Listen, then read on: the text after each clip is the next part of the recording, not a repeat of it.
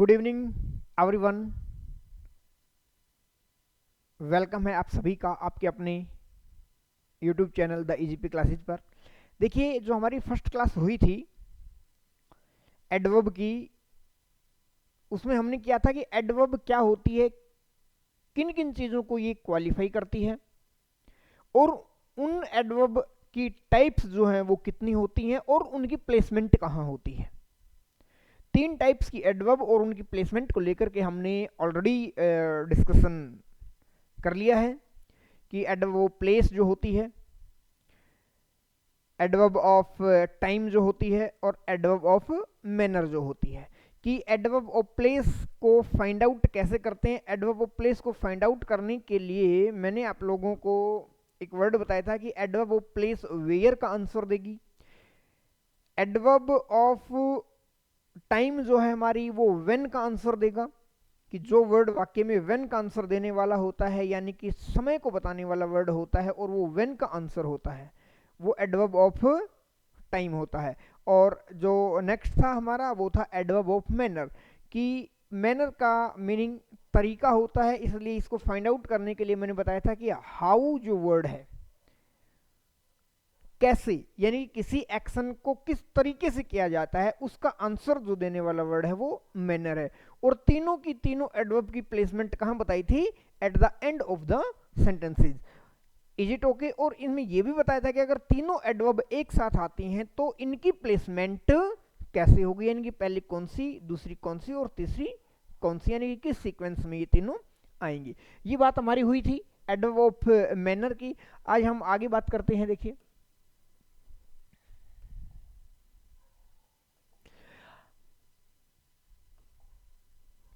अगली जो है हमारी वो है एडवर्ब ऑफ फ्रीक्वेंसी।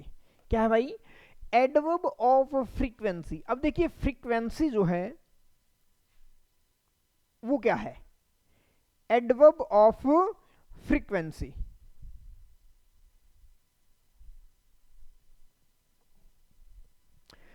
फ्रीक्वेंसी जो आंसर देगी आप लोगों को वो होगा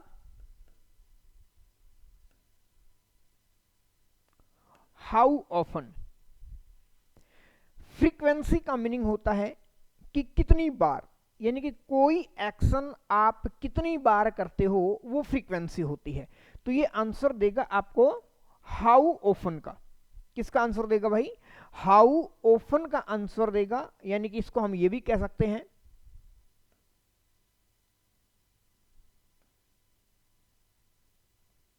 हाउ मेनी टाइम्स। इसमें जो है जैसे कि ऑलवेज है, नेवर है, ऑफन है, समटाइम्स है, जनरली है, यूजुअली है, ये क्या है? हमारी एडवर्ब फ्रीक्वेंसी है। इसके अलावा जैसे ट्वाइस है,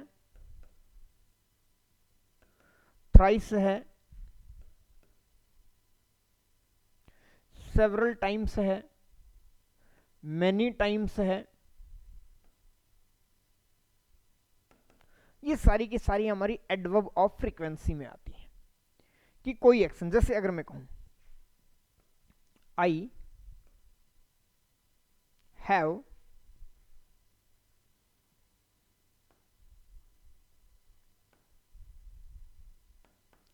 सीन दिस मूवी ट्वाइस। तो देखिए, मैंने ये मूवी कितनी बार देखी है, कितनी बार देख ली है मैंने? ट्वाइस। तो ये इसका आंसर जब आता है तो ये जो ट्वाइस है ये आंसर आ रहा है हाउ ऑफन का, या मैं कहूं हाउ मेनी टाइम्स का। तो इसको कहेंगे एडवर्ब ऑफ फ्रीक्वेंसी। अब देखिए, यहां पर दो कैटेगरी मैंने डिवाइड की है एडवर्ब फ्रीक्वेंसी की।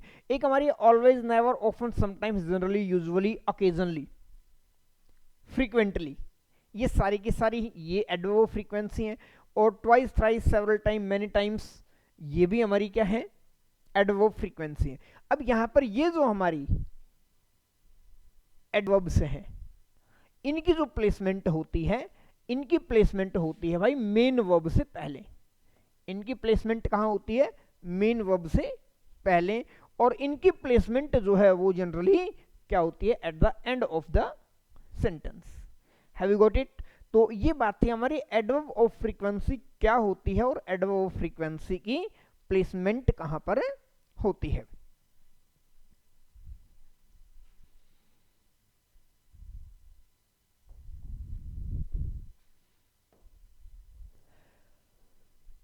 अब यहां पर एग्जांपल से समझिए, देखिए ये जो एग्जांपल दिया है मैंने, यहां पर इनकी प्लेसमेंट को लेकर के जब हम बात कर रहे हैं तो देखिए हमने एक वाक्य लिखा ऑलवेज राहुल कम्स लेट।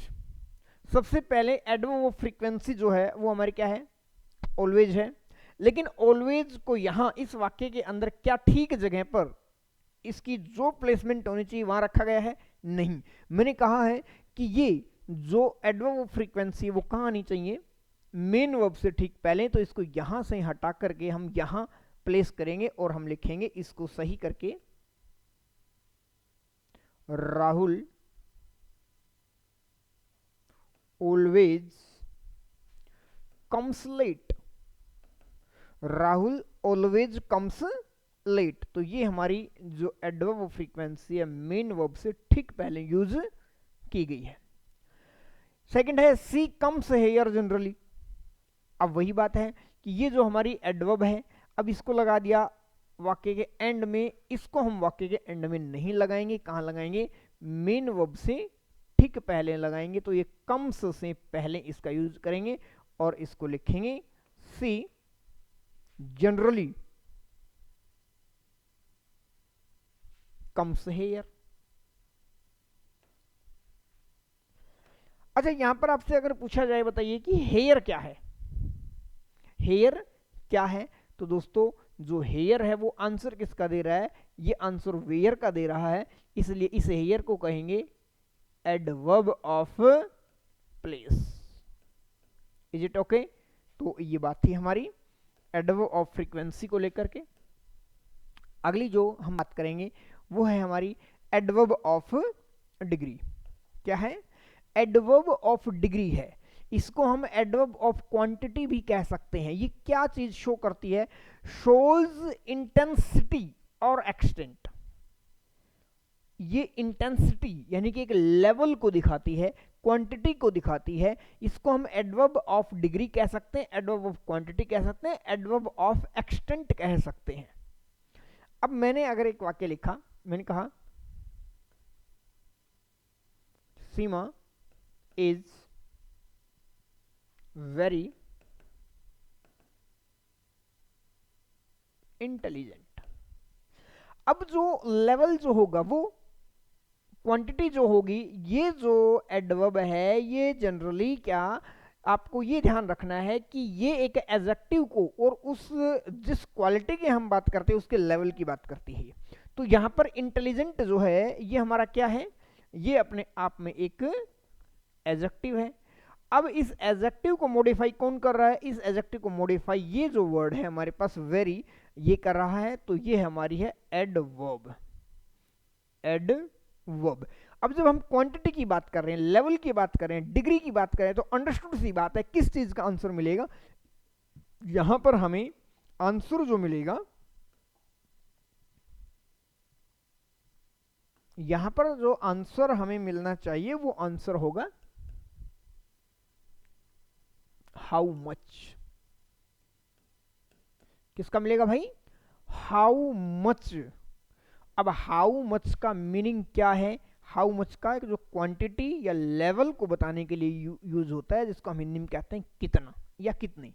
तो कितना इंटेलिजेंट है, आप कहोगे सर वेरी इंटेलिजेंट है। तो ये जो वेरी वर्ड है ये adverb of degree, adverb of quantity या एडवर्ब ऑफ एक्सटेंट कही जाती है। Is it okay friends, clear है ये बात। देखिए आगे चलें।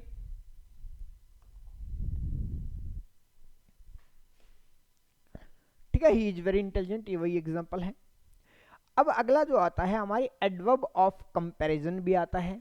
अब एडवर्ब ऑफ कंपैरिजन की अगर हम बात करें तो अंडरस्टूड किसी बात है कि कंपैरिजन की जहां बात करें, जैसे कुछ वर्ड्स हैं बेसिकली, देखिए बेसिकली जो हमने 5 टाइप्स की हैं वही मोस्ट इंपॉर्टेंट हैं। उसके अलावा ये एडवर्ब्स हैं, एडवर्ब ऑफ कंपैरिजन है जिसमें मोर है, लेस है, एज है, सो है।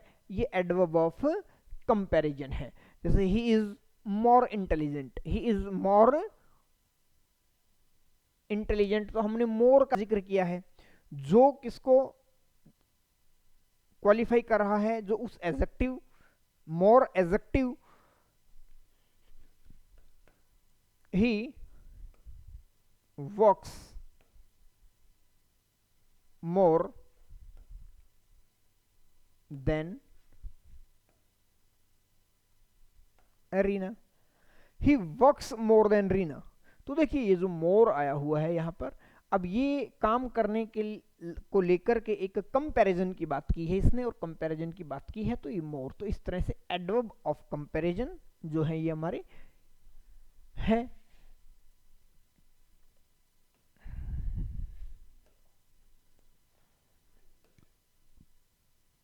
ठीक है, Ram is more active than Shyam हो गया, Karan is as smart as, ये हमारे वही एग्जाम्पल है। अब बात करते हैं यहां पर आकर के, इससे पहले अगर कुछ छोटी छोटी मैं एडवर्ब्स की और बात करूं यहां पर, तो हो सकती हैं, बेसिकली जो 5 टाइप आपको बता दी थी वही होती हैं मेनली। अब यहां पर हमने कंपैरिजन की बात की है, इसके अलावा हम एडवर्ब ऑफ अफर्मेशन कह सकते हैं, ये हमारी 7th हो सकती है। इसके अलावा देखिए अफर्मेशन में होता है यस, श्योर, ऑफ कोर्स, यानी कि जो अफर्मेशन को शो करती हैं। इसी के ठीक पैरेलल में एडवर्ब ऑफ निगेशन हो सकती हैं। एडवर्ब ऑफ निगेशन की बात करें तो नो हो सकता है, नॉट हो सकता है, ये एडवर्ब ऑफ निगेशन है। इसके अलावा अगर हम बात करें तो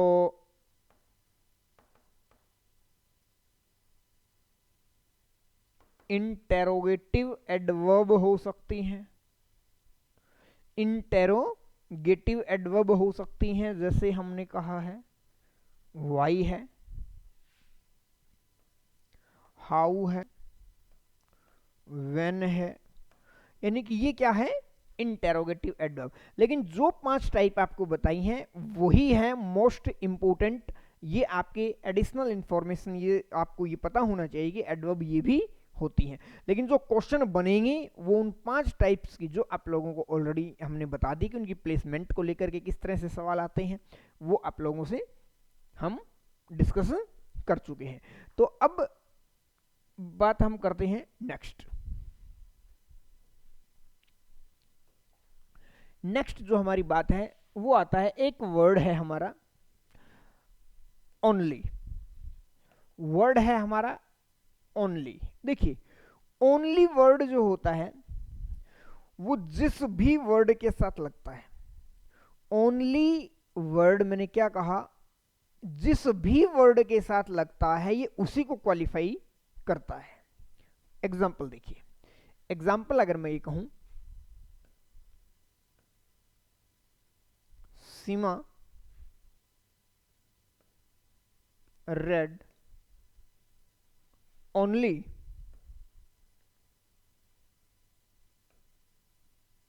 रामायण।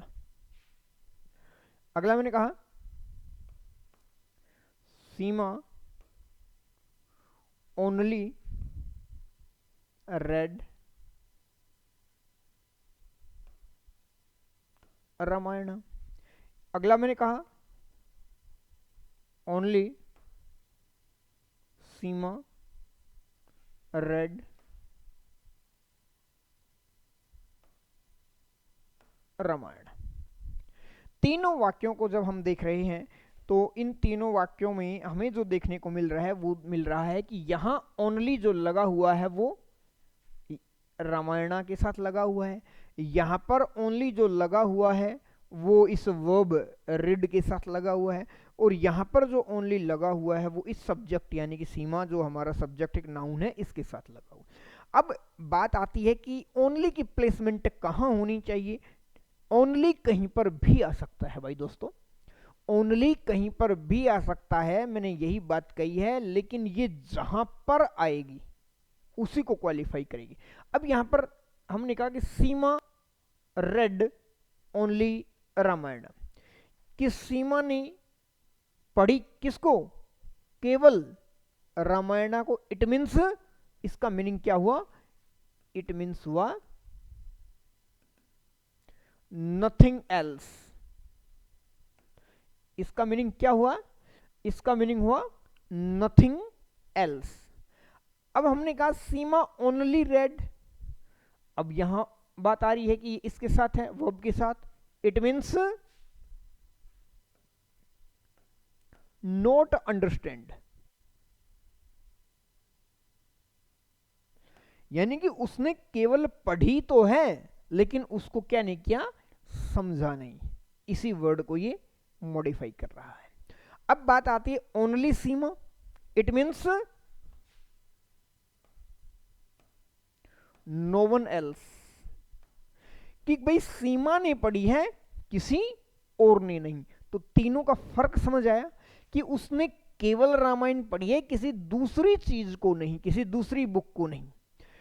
उसने केवल पढ़ी है, उसको क्या नहीं, उसको समझा नहीं। और केवल सीमा ने पढ़ी है, किसी और ने नहीं। यानी कि जिस भी वर्ड के साथ आता है उसी को क्वालिफाई करता है ओनली। इसी बात को आपको ध्यान रखना है। Is it okay? तो इसकी प्लेसमेंट को लेकर के बहुत इंपॉर्टेंट थी कि इसकी प्लेसमेंट कहाँ होती है। इसकी प्लेसमेंट कहीं पर भी हो सकती है, बशर्ते कि मीनिंग बदल जाएगा सेंटेंस का इसकी प्लेसमेंट के हिसाब से। Is it okay? चलिए आगे चलें। आगे जब हम बढ़ते हैं, ये यही है, एग्जाम्पल है। देखिए आगे जो है टू एंड इनफ की बात करते हैं।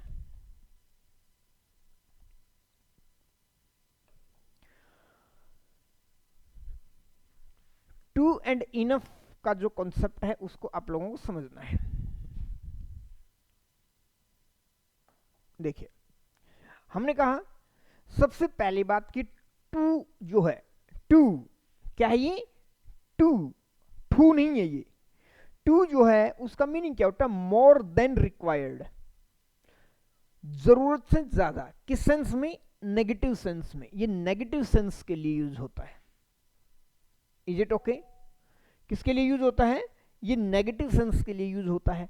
और इसके स्ट्रक्चर की अगर बात करें तो देखिए यहां two plus adjective plus two plus V1, ये इसका स्ट्रक्चर होगा। जैसे फॉर एग्जांपल मैंने कहा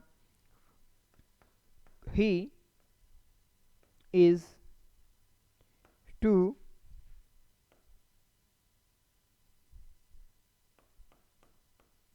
poor to afford a car. अब देखिए यहां पर हमने किसका यूज किया, टू का यूज किया। उसके बाद पुअर अपने आप में क्या है, एक एडजेक्टिव है। उसके बाद हमने फिर टू का यूज किया और इसके बाद V1 का यूज किया। तो यही इसका स्ट्रक्चर है, इस बात को आपको ध्यान रखना। अब टू और जो टू, ये हमारा जो स्ट्रक्चर है इसको रिप्लेस किया जा सकता है। क्या किया जा सकता है, इसको रिप्लेस किया जा सकता है। किस तरह से, पहली बात तो ये कि भाई इनफ जो है ना, इनफ वो टू के स्थान पर नहीं आ सकता। देखिए टू का मीनिंग क्या होता है, मोर देन रिक्वायर्ड, ये नेगेटिव सेंस में आता है। लेकिन इनफ क्या होता है, enough as much as required, यानी कि जितनी जरूरत है उतनी की बात है। और ये जरूरत से ज्यादा की बात है। और जो जरूरत से ज्यादा की बात है तो ये नेगेटिव सेंस की बात करता है। और इनफ जो होता है वो पॉजिटिव सेंस की बात करता है। और इनफ देखिए, इनफ की प्लेसमेंट देखिए, ये जिस भी एडजेक्टिव के साथ आता है उसके बाद में आता है, उससे पहले नहीं आता। जैसे मैंने कहा she is enough intelligent, she is enough intelligent, हमने ये लिखा। तो आपने कहा सर इंटेलिजेंट जो है वो अपने आप में सी को क्वालिफाई कर रहा है, यानी कि एक नाउन या प्रोनाउन को क्वालिफाई कर रहा है। इट मीन्स ये क्या है, एक एडजेक्टिव है, और एडजेक्टिव को क्वालिफाई जो करने वाला है वो अपने आप में एक एडवर्ब है, और ये एडवर्ब जो इनफ है, ये मैंने क्या कहा, इस तरह आगे चाहे वाक्य और भी हो सकता है तो वो गलत हो जाएगा, और यहां से क्वेश्चन बनता है एग्जाम के अंदर। क्योंकि जनरली आज तक जनरली जो चीजें हमने पढ़ी हैं उसमें यही हुआ है कि जो वर्ड जिसको क्वालिफाई कर रहा है उससे ठीक पहले वो लग रहा है। लेकिन यहां पर ये जो इनफ है ये जिस एडजेक्टिव को क्वालिफाई करता है, देखिए इनफ, हम एडवर्ब की बात कर रहे हैं, इनफ में हम एडवर्ब की बात कर रहे हैं, क्योंकि इनफ एडजेक्टिव भी होता है, और जब ये एडजेक्टिव होता है, देखिए समझिए, इनफ जो होता है वो एक नाउन से पहले आ सकता है। किससे पहले आ सकता है? वो नाउन से पहले आ सकता है, और वो जो नाउन है वो सिंगुलर अनकाउंटेबल नाउन हो सकती है, या फिर ये नाउन प्लूरल काउंटेबल नाउन भी हो सकती है। यानी कि इनफ जब एडजेक्टिव की बात करता है तो वो क्वांटिटी को बता सकता है और वो नंबर को बता सकता है। कैसे? मैंने कहा इनफ मनी, तो मनी जो नाउन है वो कैसी नाउन भाई? अनकाउंटेबल नाउन है, और अनकाउंटेबल नाउन से पहले इनफ आ सकता है, कोई दिक्कत नहीं है, ये बिल्कुल ठीक है। तो इनफ यहां पर काम क्या कर रहा है? कौन से पार्ट ऑफ स्पीच का काम कर रहा है? यहां पर इनफ काम कर रहा है एडजेक्टिव का, जो नाउन को मॉडिफाई कर रहा है, नाउन को क्वालिफाई कर रहा है। कौन सी नाउन को? अनकाउंटेबल नाउन को। ऐसा भी कह सकते हैं हम इनफ बुक्स। अब ये जो है ये कैसी नाउन है? ये भाई प्लूरल काउंटेबल नाउन है। क्या है? प्लूरल काउंटेबल नाउन है, और प्लूरल काउंटेबल नाउन से पहले भी इनफ आ सकता है। तो कहने का मतलब इनफ जो होता है वो एक एडजेक्टिव की तरह काम कर सकता है, और एडजेक्टिव में भी वो कौन सा एडजेक्टिव?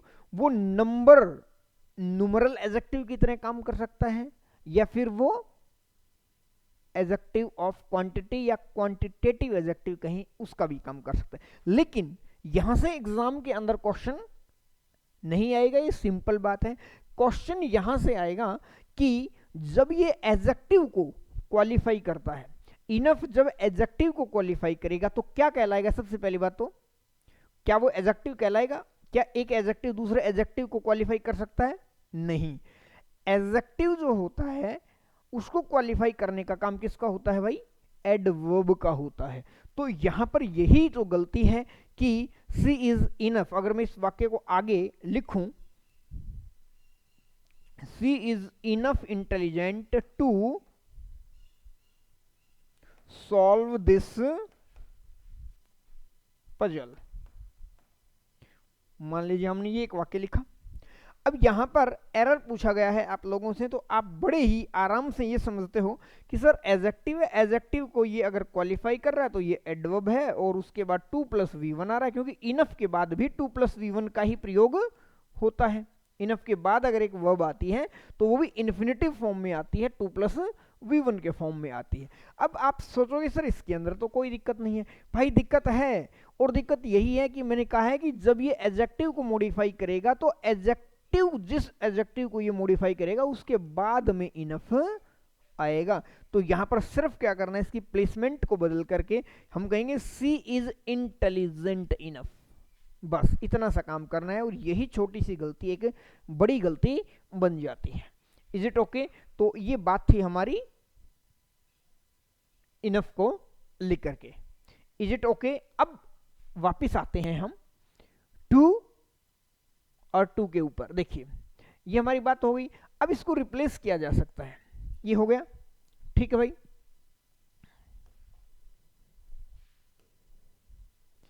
देखिए इसको रिप्लेस कैसे किया जा सकता है? इसको रिप्लेस सो दैट से किया जाएगा, और जब सो दैट की हम बात करेंगे तो कैसे काम करेंगे। देखिए भाई टू और टू को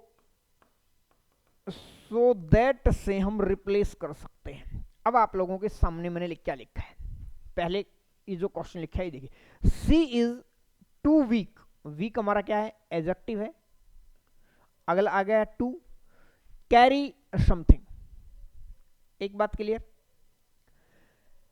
दूसरी बात, इसको अगर हम रिप्लेस करें, सबसे पहली बात तो क्या इस वाक्य के अंदर कोई एरर है? देखिए इसको कैसे पढ़ेंगे, सी इज टू वीक, यानी कि वो इतना ज्यादा वीक है, इतना ज्यादा कमजोर है, टू कैरी समथिंग, कि वो कुछ भी कैरी नहीं कर सकता, कुछ लेकर नहीं चल सकता, उठा नहीं सकता। Is it okay? अब सबसे पहली बात तो इसी बात को समझिए कि जब टू और टू की बात हो, जब टू और टू की बात हो, ये नेगेटिव सेंस के लिए आता है, इसलिए इसके बाद में देखिए इस वर्ड को देखिए, समथिंग है यहां पर, तो यहां पर सम, एवरी या नो का प्रयोग नहीं होगा। हम इसकी जगह पर क्या यूज करेंगे भाई, हम इसकी जगह पर एनी यूज करेंगे। तो सबसे पहली बात, she is too weak to carry anything आएगा, एक गलती जो अक्सर एसएससी में पूछी जाती है, एसएससी का सवाल है यहां, इस ये वाली बात अगर करें। अब हमने इसको कर दिया सही, अब बात करते हैं कि इसको रिप्लेस कर सकते हैं किससे, सो दैट से। देखिए सी इज सो वीक, हमने टू की जगह सो कर दिया, that she can not carry anything.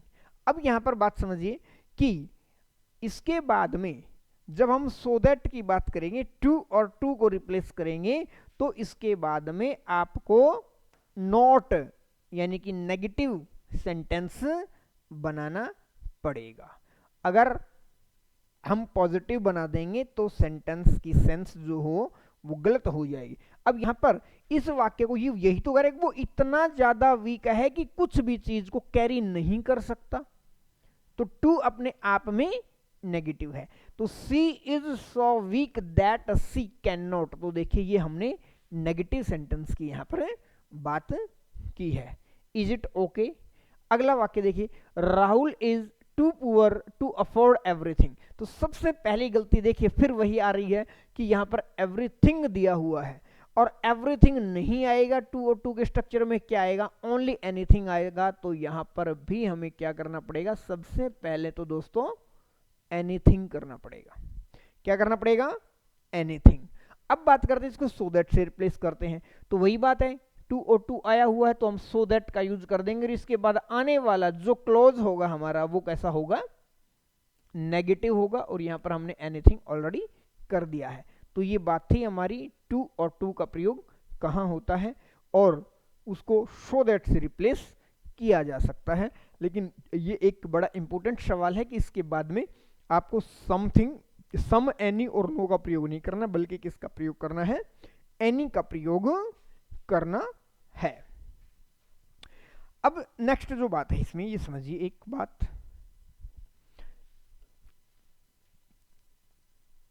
अच्छा इससे पहले मैं एक बात और बता दूं आपको कि टू जो होता ना वो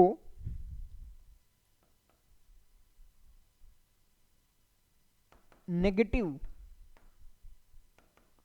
एडजेक्टिव्स के साथ आता है। टू किसके साथ आता है, नेगेटिव एडजेक्टिव्स के साथ आता है। और जो देखिए हमने कहा कि टू शेड, तो ये अपने आप में एक नेगेटिव एडजेक्टिव है, हम इसको ये नहीं कह सकते कि टू हैप्पी, ये गलत हो जाएगा, ये ठीक है। तो टू किसके साथ आता है, नेगेटिव एडजेक्टिव्स के साथ आता है। नेगेटिव एडजेक्टिव कहें या मैं इसको अनप्लीजेंट एडजेक्टिव कह सकता हूं, अनप्लीजेंट एडजेक्टिव्स के साथ हम टू का प्रयोग करेंगे। और अगर बात प्लीजेंट की आए तो भाई प्लीजेंट एडजेक्टिव यानी कि पॉजिटिव, तो प्लीजेंट एडजेक्टिव्स, और अभी अभी हमने बात की है, उसके बाद हम किसका प्रयोग करेंगे, इनफ का प्रयोग करेंगे। Is it okay? ये बात थी हमारी टू और टू शो दैट कब कहां और कैसे यूज होता है। Is it okay? अब अगली जो हमारी बात आती है वो आती है टू मच और मच टू के अंदर। देखिए बड़े ही प्यारे सवाल हैं ये, बहुत अच्छे सवाल हैं ये, कि छोटी छोटी बातें हैं लेकिन इनको एग्जाम में जब दिया जाता है तो ये हमारे सामने से निकल जाते हैं और हम इनको समझ नहीं पाते कि ये किस तरह से यूज होते हैं। Is it okay? तो यहां पर देखिए टू मच को देखिए और मच टू के अंदर क्या डिफरेंस है। बड़े माइनर और छोटे इनमें जो होते हैं वो डिफरेंस होते हैं। देखिए टू मच और मच टू की जब बात करते हैं तो यहां हमने क्या दिया, जो अनकाउंटेबल नाउन्स होती हैं भाई उससे पहले हम यूज करेंगे टू मच का। जो अनकाउंटेबल नाउन्स होती हैं, देखिए आप लोगों ने मच को पढ़ा है, मच अभी अभी हम पढ़कर भी आए हैं कि वो क्वांटिटी को बताता है। मच एडजेक्टिव के अंदर हमने पढ़ा था, मच और मैनी के अंदर का डिफरेंस पढ़ा था।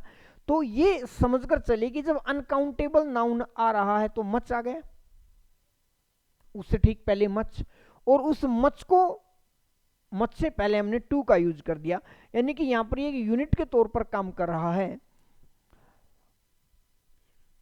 जैसे मैंने कहा टू मच नॉइस, तो भाई ये हमारी अनकाउंटेबल नाउन है। अब अनकाउंटेबल नाउन से पहले हमने क्या यूज किया, टू मच का यूज किया। अगर यहां क्वेश्चन ये पूछ लिया जाए एग्जाम में, देखिए इस तरह के क्वेश्चंस एस्टेट के जो एग्जाम है, टेट का कोई भी एस्टेट है, सीटेट है, उनमें जनरली पूछा जाता है कि इस तरह का कोई भी वाक्य दिया और उसने केवल इस टू को अंडरलाइन कर दिया कि ये बताइए टू यहां पर क्या है। तो देखिए अब यहां पर टू जो है वो अपने आप में एक एडवर्ब है। क्या है? एडवर्ब है। किसको क्वालिफाई कर रही है? इस मच को क्वालिफाई कर। अच्छा ऐसे अगर एग्जाम में पूछ लिया जाए कि भाई मच क्या है, तो भाई मच अपने आप में एक एडजेक्टिव है, क्योंकि ये किसको क्वालिफाई कर रहा है, ये इस नॉइस। ये अपने आप में क्या है, ये अपने आप में एक नाउन है। नाउन को क्वालिफाई कौन कर रहा है? एडजेक्टिव। एडजेक्टिव को क्वालिफाई कौन कर रहा है? एडवर्ब। तो ऐसे भी आ सकता है। Is it okay? अब मैंने कहा मच टू का प्रयोग कहां होगा, मच टू का प्रयोग एडजेक्टिव से पहले होगा। ठीक है, मच टू का प्रयोग एडजेक्टिव से पहले होगा। और यहां पर अगर पूछ लिया जाए कि टू क्या है, तो भाई एडजेक्टिव को क्वालिफाई कौन करता है? सर एडवर्ब करती है। अब यहां पर पूछ लिया जाए मच क्या है, तो सर मच जो है वो किसको क्वालिफाई कर रही है? वो इस टू को क्वालिफाई कर रही है। और ये अपने आप में क्या है? ऑलरेडी एक एडवर्ब है, और एक एडवर्ब को एक दूसरी एडवर्ब क्या करती है? क्वालिफाई करती है। Is it okay? तो ये बात थी हमारी टू मच और मच टू की। बात समझ आई? यहां आप लोगों के पास एग्जांपल्स यहां पर दिए गए हैं, इन एग्जांपल से समझिए कि हमने कहा too much noise, too much noise can be heard. अब यहां पर नॉइस जो है वो अपने आप में काउंटेबल नाउन है या अनकाउंटेबल नाउन है या एडजेक्टिव है? तो आप कहोगे सर ये अनकाउंटेबल नाउन है, इसलिए अनकाउंटेबल नाउन से पहले टू मच का प्रयोग करना है, वो बताया है। मच टू का प्रयोग नहीं, यहां पर वो मच टू करके देगा और वही आप लोगों को समझना है। तो आप लोग ऐसे याद रखिए कि नॉइस नाउन है, नाउन से पहले मच। मच को आपने एडजेक्टिव के अंदर बहुत पढ़ा है कि मच सर क्वांटिटी को बताता है, और क्वांटिटी को बताने वाला वर्ड जो होगा वो हमेशा किससे पहले आएगा? वो अनकाउंटेबल नाउन से पहले। तो अनकाउंटेबल नाउन को याद रखिए, अनकाउंटेबल नाउन से पहले सर मच है, ठीक है, टू मच हो गया। अब यहां पर दे वेस्टेड टू मच मनी। अब यहां पर क्या है? मनी क्या है? मनी भी अपने आप में अनकाउंटेबल है, इसलिए इससे पहले आपने टू मच का यूज कर दिया। इज इट ओके और नॉट, ये बात बताइए आप लोगों को समझ आई या नहीं आई। तो ये हमारी बात थी। देखिए, दे वेस्टेड टू मच मनी, ये हमारी बात हो गई। अगर इसी को मैं आगे ये कहूं, इस वाक्य को मैं आगे बढ़ा दूं और ये कहूं and became too much sad, लो जी, ये वाक्य को ही हमने क्या कर दिया, आगे बढ़ा दिया। They wasted too much money and became too much sad. अब यहां पर आपने ये देखा कि money uncountable noun, uncountable noun से पहले टू मच का प्रयोग होता है, तो ये अपने आप में ठीक है। अब यहां सैड जो है ये अपने आप में क्या है भाई, सैड अपने आप में एक एडजेक्टिव है, और अगर ये एडजेक्टिव है तो एडजेक्टिव से पहले टू मच का प्रयोग होगा या फिर मच टू का प्रयोग होगा। तो यहां पर ये गलत है, टू मच नहीं आएगा, मच टू आएगा। इज इट ओके, ये बात थी हमारी। तो अगली जो हमारी इसी तरह की काफ़ी सारी कुछ जो एग्ज़ाम में आने वाली एडवर्ब्स हैं उनका डिस्कस करेंगे हम, और मिलते हैं आपसे अगली क्लास में। थैंक यू दोस्तों।